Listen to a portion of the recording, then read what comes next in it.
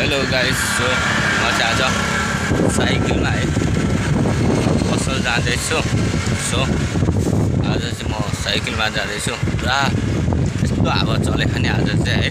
So शीतल मौसम छ, घाम लागेछ लाग्न त, त्यही पनि शीतल मौसम छ।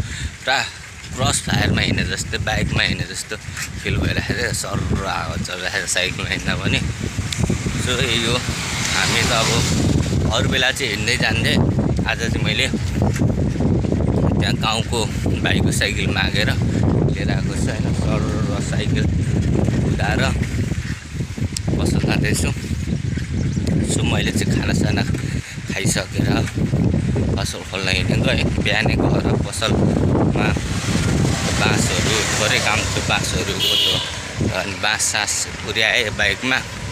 अनि अहिले चाहिँ बाइक चाहिँ दाइले लग्यो, त्यही भएर म चाहिँ साइकलमा गइरहेको छु। अघि कति 10 बजीतिर आएर खाना खाएर अब पसल खोल्न हिँडेको। सो गाइस जाउँ पसल गएर हेरौँ।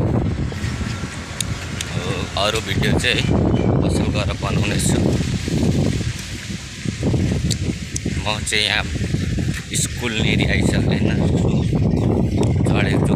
मेरो पसल चाहिँ यहाँबाट अब कति आधी घन्टा लाग्छ, आधी घन्टा पनि होइन, 10-15 मिनट लाग्छ। कपाल चाहिँ यस्तो भइरहेको छ हावाले उडाएर पुरा है। एउटा हातले कुदाइरहेको छ साइकल चाहिँ, एउटा हातले चाहिँ मोबाइल समातिरहेको छ। पुरा मेरो भोइस पनि आएको छैन होला है। अब त्यस्तो गरेर मेरो कानमा त सुहा गरिरहेको छ हावा।